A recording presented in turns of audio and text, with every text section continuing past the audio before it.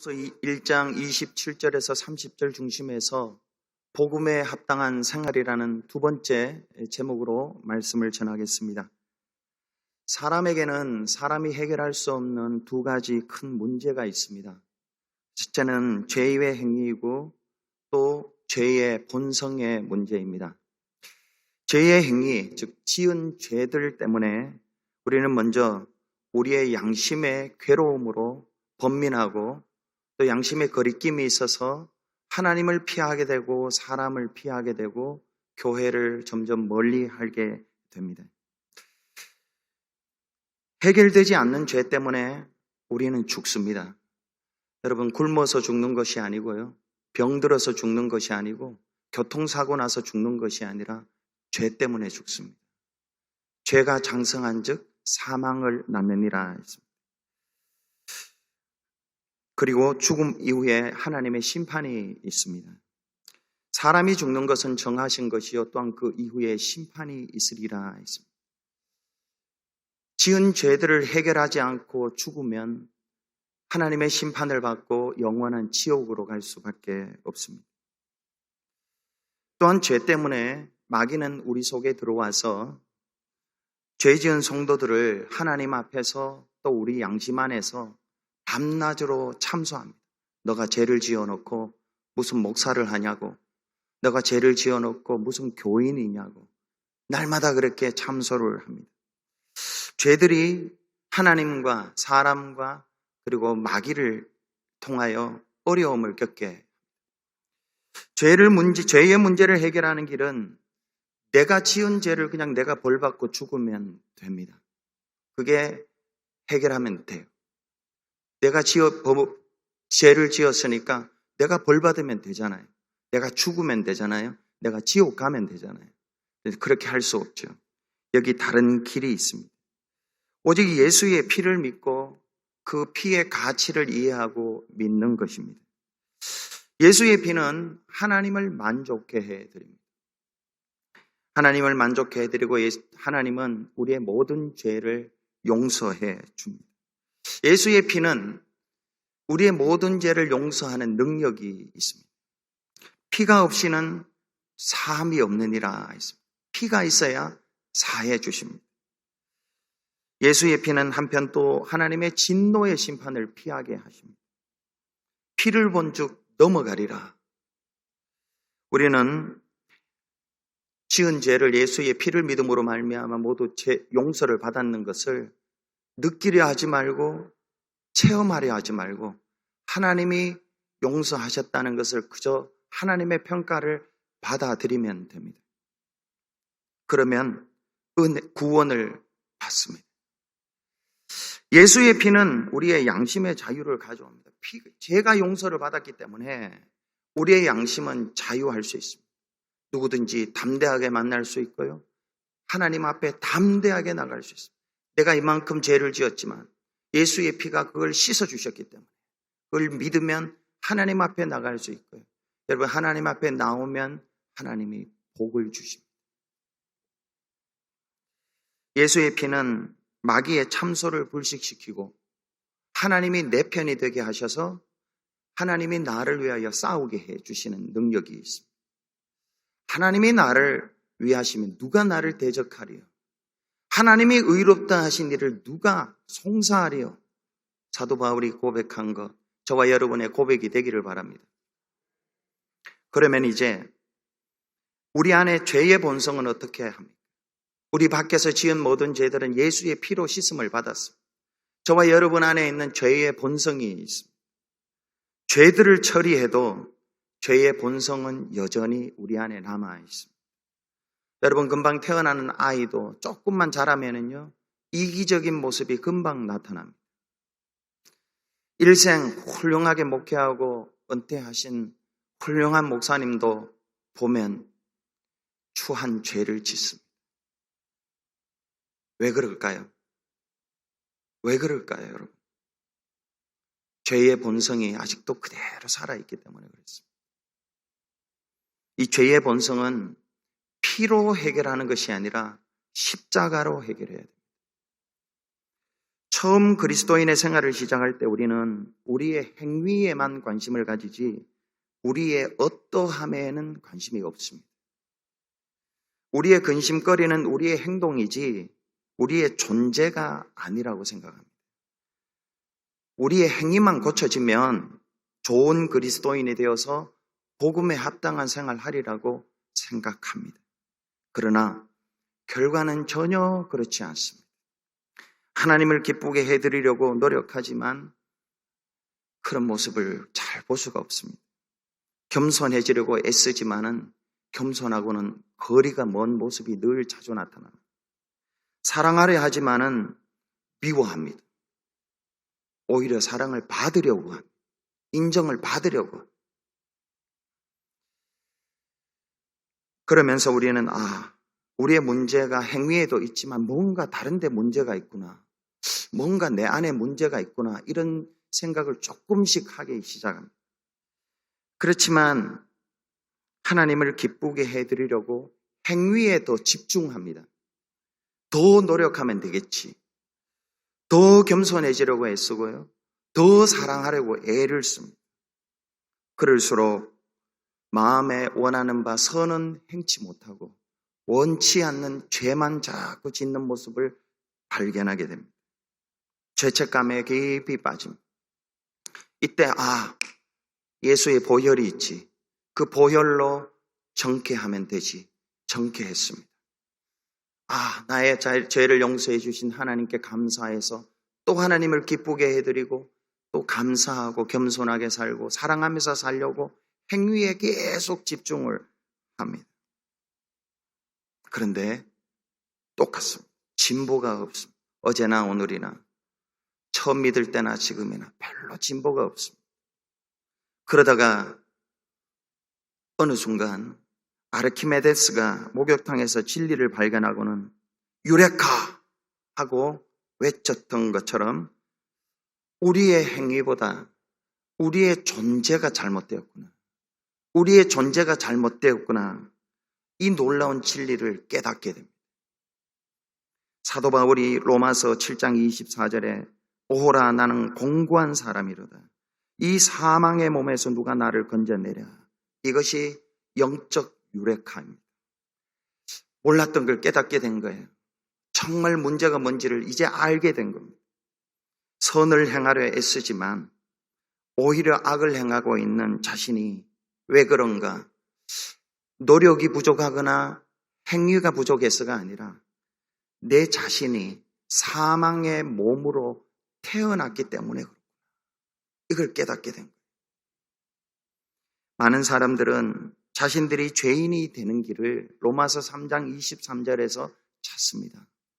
로마서 3장 23절에 모든 사람이 죄를 범하였음에 하나님의 영광에 이르지 못하더니 죄를 범했기 때문에 내가 죄인이 되었다고 합니다. 여러분, 이것은 세상의 철학이나 세상의 모든 종교들이 그렇게 가르칩니다. 그러나 로마서에는 이것만 가르치는 것이 아니라 더 중요한 진리를 가르칩니다. 우리가 죄를 범해서 죄인 된 것이 아니라 우리가 태어나면서부터 죄인이 되었다고 성경은 가르치고 있습니다. 모든 사람이 죄인입니다. 악한 죄인이 있고요. 착한 죄인이 있습니다. 여러분, 착한 죄인이 있어요. 선한 죄인이 있어요. 도덕적인 죄인이 있는가 하면요. 타락한 죄인이 있습니다. 회개한 죄인이 있는가 하면요. 회개하지 아니하고 마음이 강박하고 양심이 화인 맞은 죄인들이 있습니다. 어린 죄인이 있냐 하면 어른 죄인이 있습니다. 남자 죄인이 있는가 하면 여자 죄인이 있고 미국 죄인이 있는가 하면 한국 죄인이 있습니다. 모든 사람이 죄인입니다. 이와 같이 죄인이 되는 길은 여러분 죄를 지어서 죄인이 된 것이 아니라 죄인으로 태어났기 때문에 죄인이 된 것입니다. 이제부터 제가 4가지 질문을 던지면서 복음을 정리해 보겠습니다. 첫째, 그러면 우리가 어떻게 죄인으로 태어났는가? 죄인의 몸을 입고 태어났는가라는 것입니다. 로마서 5장 19절에 한 사람이 순종하지 아니함으로 많은 사람이 죄인 된 것 같이 한 사람이 순종하심으로 많은 사람이 의인이 되리라. 한 사람이 순종하지 아니함으로 모든 사람이 죄인이 되었습니다. 여기서 한 사람은 아담입니다. 우리는 태어나기 전에 아담 안에 있었습니다. 우리는 태어나기 전에 어머니 뱃속에 있었지만은 우리는 태어나기 이전에 아담 안에 있었습니다. 예수 안에 있는 것처럼 아담 안에 먼저 있었습니다. 아담이 뱀에게 유혹을 당할 때 우리도 함께 유혹을 당했고, 아담이 함께 불순종할 때 함께 불순종했고, 아담이 하나님의 형벌을 받을 때 우리도 함께 형벌을 받았습니다. 우리는 아담 안에서 죄인으로 태어났습니다. 그리하여 다윗은 이렇게 고백합니다. 다윗은 이 진리를 깨달았습니다. 시편 51편 5절에 내가 죄악 중에 출생하였으며 어머니가 죄 중에 나를 잉태하였나이다. 아무런 죄의 행위도 행하지 않았지만 그가 아담 안에 있었기 때문에 죄인으로 태어나서 고난을 당할 때는 죄 짓지 않았습니다. 여러분, 고난 당할 때 죄 짓는 사람 별로 없습니다. 고난 당할 때는 하나님만 의지합니다. 하나님만 바라보. 그런데 고난이 없어지고 이스라엘 남북을 통일시키고 세상이 평정해지고 이제 군인들을 다 내보낼 때 혼자 평안히 있을 때에 그때에 이 다윗 안에 있었던 죄의 본성이 뱀의 대가리처럼 머리를 들고 일어나서 다윗으로 하여금 죄를 짓게 만들었어요. 다윗이 지금 그걸 고백하는 거예요. 왜 내가 이런 죄를 지었지? 이렇게 안정되어 있었고 이렇게 모든 것을 하나님이 해주셨는데 잘 살아야 되지 않겠는가? 그런데 자기가 죄인으로 태어나서 죄성이 제 안에 있었기 때문에 그것 때문에 죄를 지었다는 것을 고백하는 것입니다. 여러분, 우리는 아무것도 하지 않으면 문제가 없다고 생각합니다. 그러나 성경은 그것을 알지 못합니다. 성경은 우리가 아무것도 하지 않아도 당신은 문제가 몹시도 심각하다고 진단합니다. 우리는 우리의 행위가 악하지만 우리 존재는 그렇게 악하지 않다고 생각을 합니다. 그렇지만 성경은 우리의 행위가 악할 때 있지만 당신의 존재 자체가 너무너무 악하고 부패해 있다고 가르칩니다.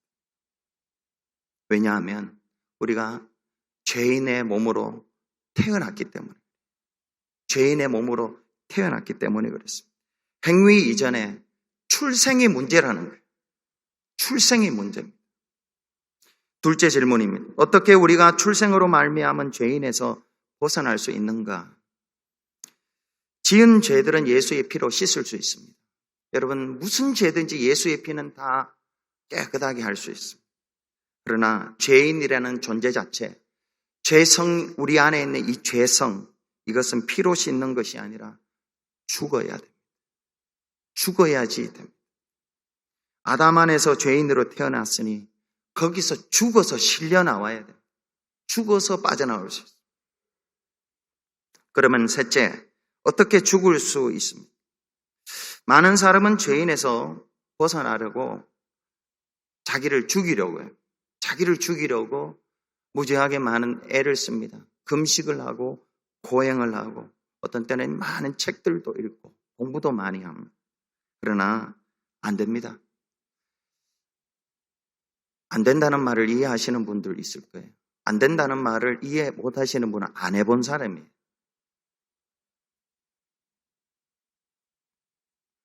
그렇다면 어떻게 죽어서 아담의 이 굴레에서 벗어날 수 있는가?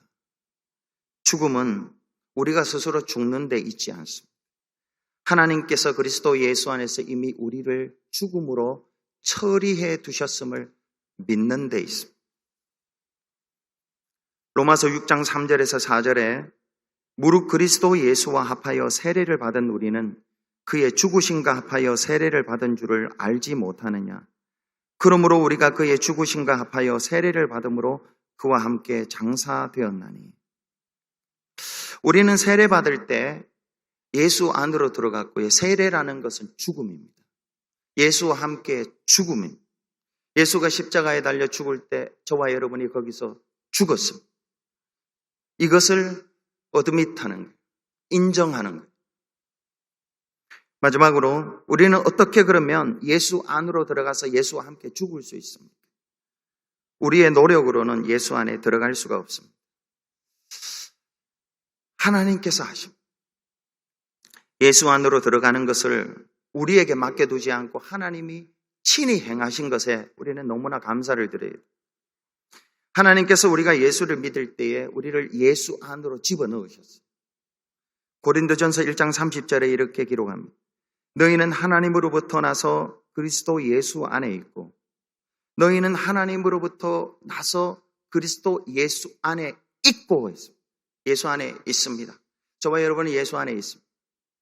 예수는 하나님으로부터 나와서 우리에게 지혜와 의로움과 거룩함과 구원함이 되셨다. 우리는 예수 안으로 들어가기 위해서 따로 노력할 필요가 없습니다. 예수를 믿을 때 하나님께서 우리를 예수 안에 두셨고 그 예수 안에 있는 우리를 예수님이 고난당하실 때 함께 고난당하시고 십자가에 달려 죽으실 때 함께 십자가에 달려 죽으셨습니다.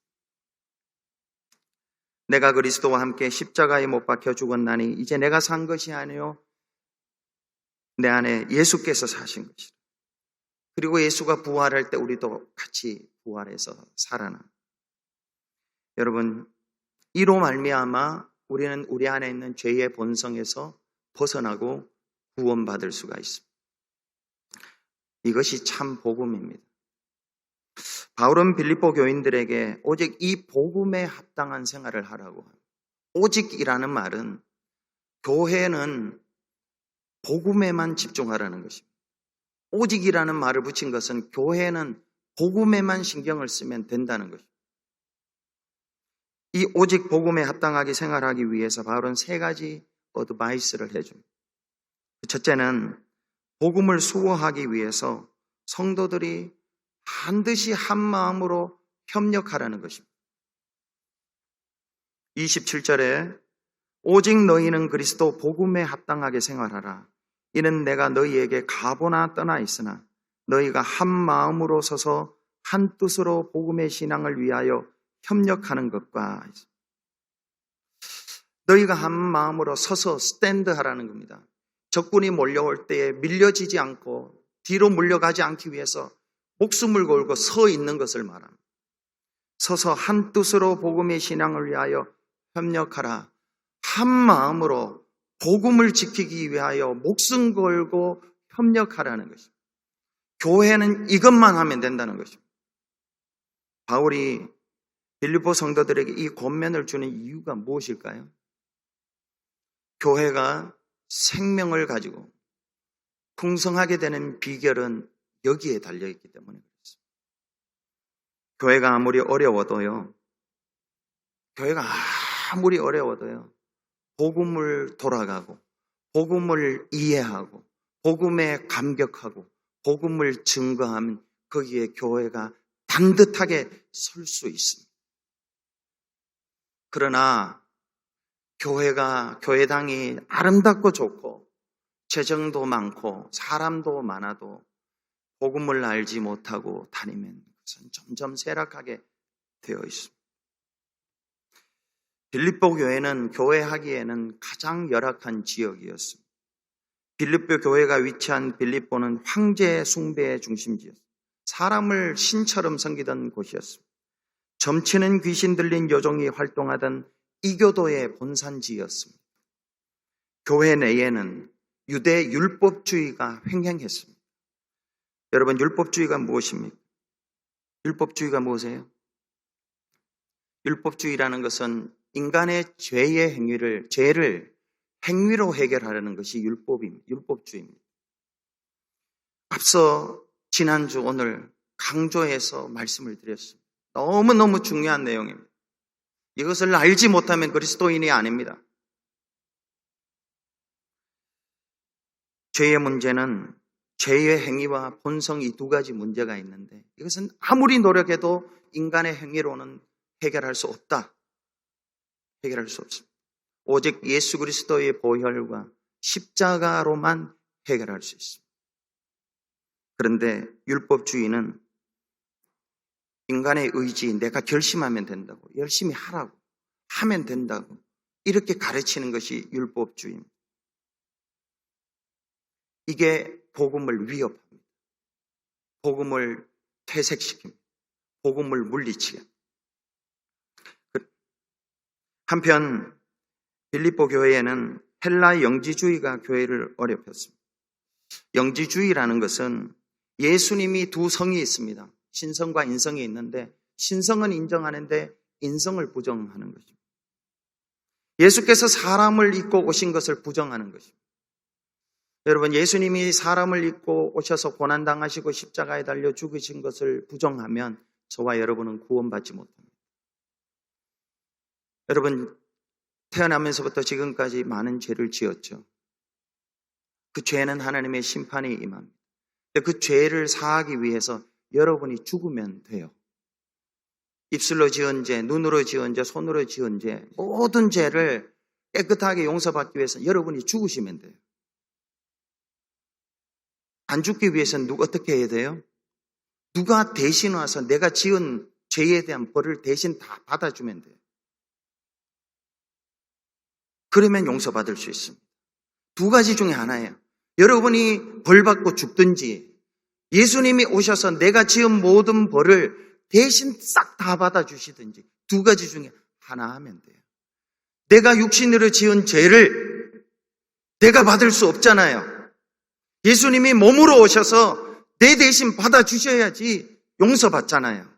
그래야 지옥 가지 않고 천국 갈 수 있습니다. 그런데 예수님이 몸을 입고 오신 거 그걸 부인하면 우리가 어떻게 내가 지옥 가야죠. 우리가 어떻게 구원을 받을 수 있어요? 이게 영지주의라는 거죠. 빌립보 교회가 처했던 영적 환경이나 상황이 이렇게 열악했습니다. 교회 내에는 율법주의, 영지주의가 횡행해서 하나님 만나기를 너무나 힘들어했고요. 외적으로는 핍박도 있어요. 그런데 사도 바울이 정말로 위대한 것은요, 영적인 통찰력이 있습니다. 사도 바울은 빌립보 교회 너희들의 문제는 외적으로 황제주의나 이교도나 내적으로 율법주의나 영지주의가 문제가 아니라 너희들이 복음을 모르기 때문이다. 복음에 바로 서 있지 않기 때문이다. 복음을 가지고 한 마음이 되어 있지 않기 때문이다. 복음을 수호하기 위하여 하나로 협력하지 않기 때문이다. 아무리 외적으로, 아무리 내적으로 힘든 일이 있어도 너희들이 복음을 알고 하나가 되어서 그 복음을 붙잡고 있으면은 어려움들은 아무것도 아니다. 우리 교회가 여러 가지 복지시설도 이제 대사회보호 봉사 프로그램도 하고 복지에 대해서 신경을 씁니다. 그렇지만 이것이 잘 되기 위해서는요, 복지보다 복음이 더 중요합니다.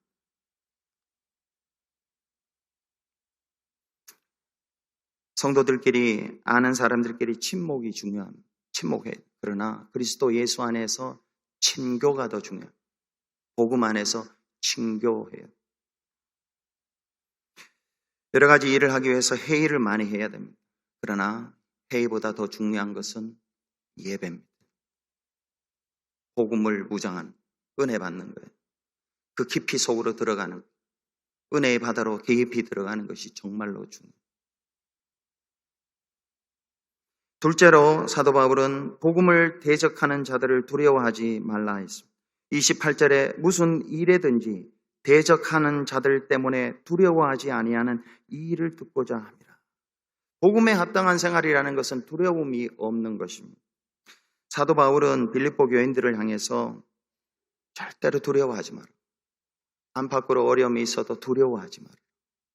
외적으로 황제 숭배주의자들이 핍박을 하고 이교도들이 핍박을 하고 유대 율법주의자들이 진리를 곡해하고 영지주의자들이 우리를 흔들어도 그들이 아무리 힘들게 해도 두려워하지 말라고.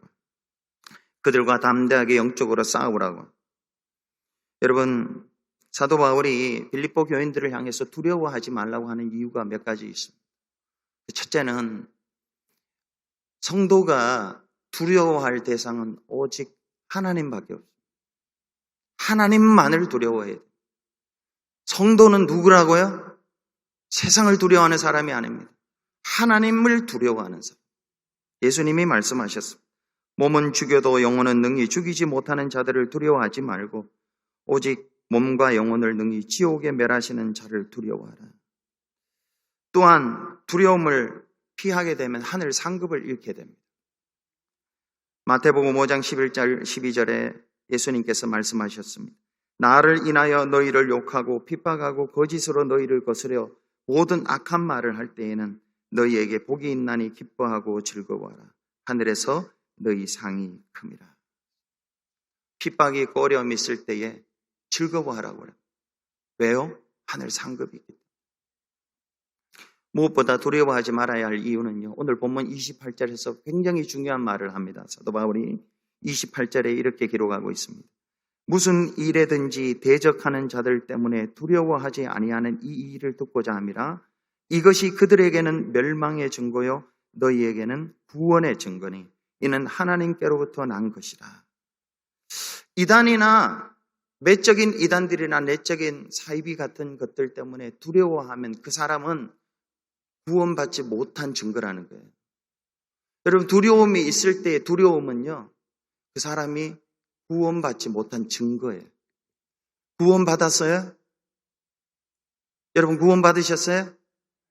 그러면 뭐가 없어야 된다고요? 두려움이 없어요. 두려워하면 내가 구원받지 못한 증거예요. 두려움이 없으면 또 구원받았다. 마지막으로 세 번째로 고난받는 것입니다.